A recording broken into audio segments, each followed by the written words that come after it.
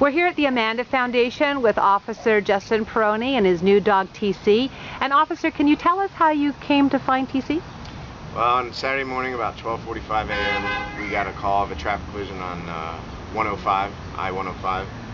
We arrived on scene. The vehicle had left the roadway and overturned. When we spoke with the victims, we found out they were okay. They said they had swerved to avoid a dog. Well, people say things all the time. We weren't sure if the dog was around or if they just ran off the road.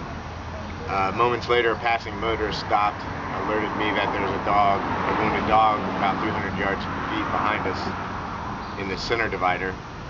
I stopped the traffic that was moving slowly by hand, crossed slowly, stopping each lane, told people to stay where they're at, not to move. I ran back.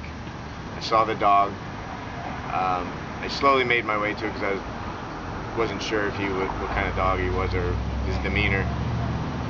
He accepted my hand and he was cool, so I picked him up, carried him back to where the scene was, and at that point we called animal control.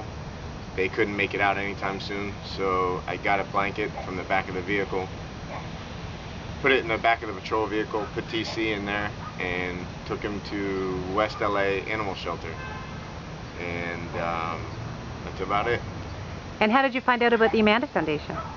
When I was leaving, I left him there, filled out the form to adopt him that night. Then I went back the next day to see him, see how he was doing. They had bandaged his leg, and when I was leaving, the woman said, "Hey, you know that's going to be about $5 or $6 grand if they fix his leg." And I said, "Oh, I thought they would just cut it off or let it heal." And she said, "No, he's probably going to need surgery." And I said, kind of shocked at the price. And then they said, this woman at the reception said, "You should call the Amanda Foundation. I know this woman Terry that I didn't know at the time Terry was the owner, but she said she's most helpful and she'd be really stoked to have, to help you out." So I called.